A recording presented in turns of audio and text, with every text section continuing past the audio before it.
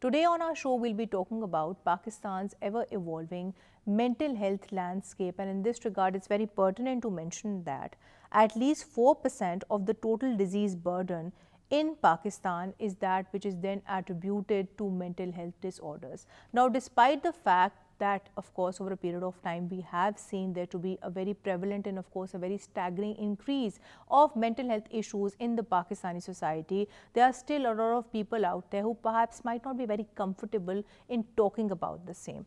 This is also something upon which we'll be shedding light today. We'll not only be talking about the various causes of such mental health disorders per se, but we'll also be talking about typical societal perceptions and stereotypes which do surround the same. In this regard, we'll also be shedding light upon the work of the Pakistani government so as to tackle Pakistan's mental health crisis, the responsibility which then lies on media and of course on us as a responsible society to do away with the same too. All of this today, that too with an extremely pertinent panel. Let me introduce you to my today's panel. Via telephone line, we'll be joined by Dr. Taha Sabri, who's a public health, mental health expert. Assalamu alaikum, sir, and welcome to the show.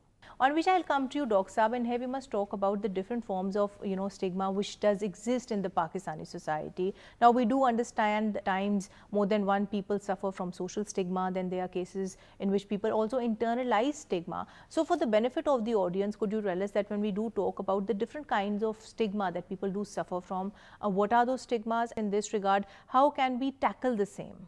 Thank you for your question. So, stigma manifests in four main forms. The first form is what we call societal stigma, which we know about, which basically means attitudes of people towards those who suffer from mental illness. So for example, in Pakistani society, people who suffer from mental illness are thought to be mad, under the influence of supernatural possession. They have they're considered to have lack of faith, and entire families get labeled. So that's a form of societal stigma. The second form was what we call self stigma, which is internalized stigma, or when patients or people who are affected by mental health problems feel that they are not good enough, that somehow they've brought on themselves and that they cannot get better, causing them to lose hope. The third form of stigma is what we call courtesy stigma, which is stigma by association. So, for example, if your family member has mental illness, then you are also stigmatized. For example, people don't get married in homes where mental illness is common. So, that's the third form of stigma affecting young people. And the last form is called structural stigma, which is stigma due to state policy. So, for example, until last year, suicide was a criminal act in Pakistan, but last year in December, it got decriminalized. So, the criminalization of suicide was a form of structural stigma, which prevented those affected from seeking help. So, these are the major forms of stigma.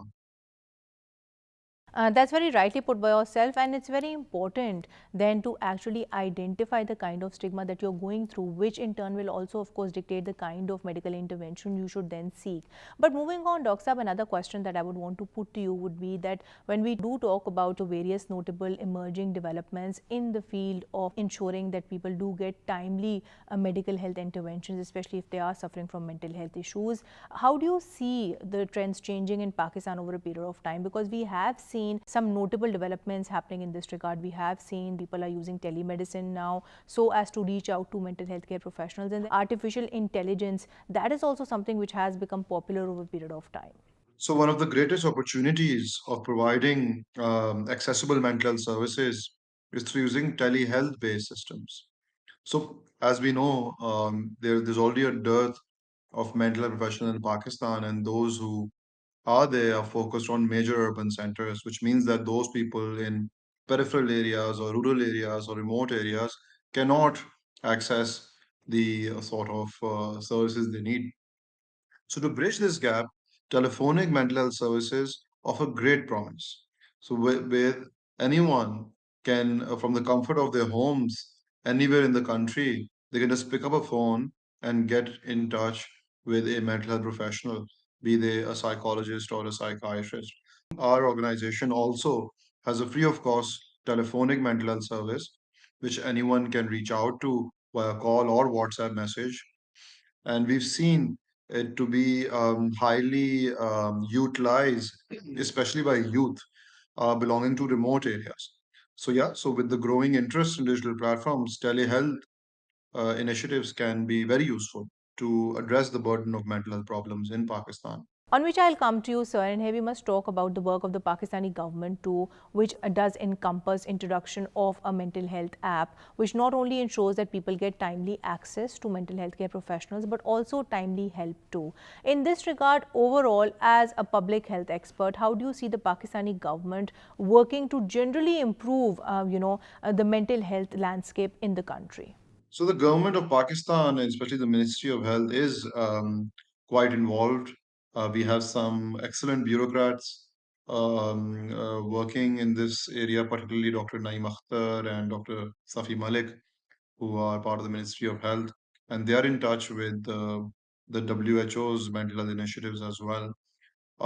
So in terms of, as I mentioned, political interest, the Pakistani government is extremely focused on mental health and aligning WHO based recommendations with our national policy. In terms of resource allocation, there is also an interest, but of course, the country is going through a financial crisis, and other priority areas are also neglected. So mental health is comes a bit down the list.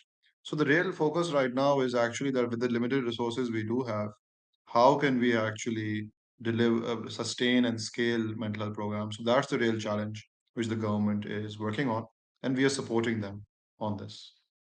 Right, sir. And the society in this regard, it also needs to play a very proactive role, because you see, there's only so much that the government or the state can do in this regard. On which I'll come to you, Dr. Taha, and before we conclude today's show. So considering of that the WHO's mental health initiatives are there in place, how do you think can Pakistani government then work so as to successfully implement such initiatives, that too at a local and of course at a national level? So what would your recommendations be in this regard, given of course the fact that Pakistan is a country with limited resources?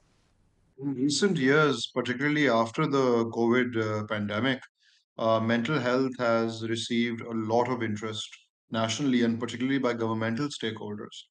And especially the president of Pakistan last year started a presidential initiative, and then the prime minister of Pakistan last year also launched a mental health initiative, which shows that it's becoming quite popular.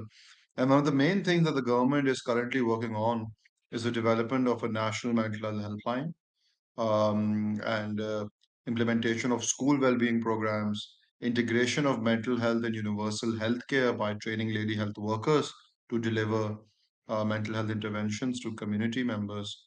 And also, there's been a lot of talk of policy change and actually what change establishing mental health policies that can be useful to address the burden of mental illness in a strategic manner.